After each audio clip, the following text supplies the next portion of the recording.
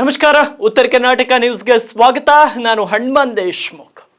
ಬೀದರ್ ಜಿಲ್ಲೆಯ ಬಸವ ಕಲ್ಯಾಣ ತಾಲೂಕಿನ ರಾಜೇಶ್ವರ್ ಬಳಿಯ ರಾಷ್ಟ್ರೀಯ ಹೆದ್ದಾರಿಯಲ್ಲಿ ಪಲ್ಟಿಯಾದಂಥ ಕಾರಿನಲ್ಲಿ ಸುಮಾರು 1.18 ಕೋಟಿ ಮೌಲ್ಯದ 118 ಕೆಜಿ ಗಾಂಜಾ ಪತ್ತೆಯಾಗಿದೆ.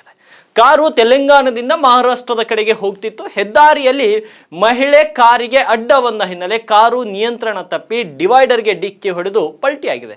ಆಗ ಅದರಲ್ಲಿನ ಗಾಂಜಾದ ಪೊಟ್ಟಣಗಳು ಅಂದರೆ ಗಾಂಜಾ ಪಾಕೆಟ್ಗಳು ರಸ್ತೆಯಲ್ಲಿ ಬಿದ್ದು ಚಿಲ್ಲಾಪಿಲ್ಲಿಯಾಗಿ ಬಿದ್ದಂಥ ದೃಶ್ಯಗಳು ಕಂಡುಬಂದಿವೆ. ಇದನ್ನು ಕಂಡಂತ ಗ್ರಾಮಸ್ಥರು ಪೊಲೀಸ್ ಅಧಿಕಾರಿಗಳಿಗೆ ಮಾಹಿತಿ ನೀಡಿದ್ದು ಅದರಲ್ಲಿದ್ದಂಥ ಇಬ್ಬರನ್ನ ಹಿಡಿದು ಪೊಲೀಸ್ ಠಾಣೆಗೆ ಒಪ್ಪಿಸಿದ್ದಾರೆ.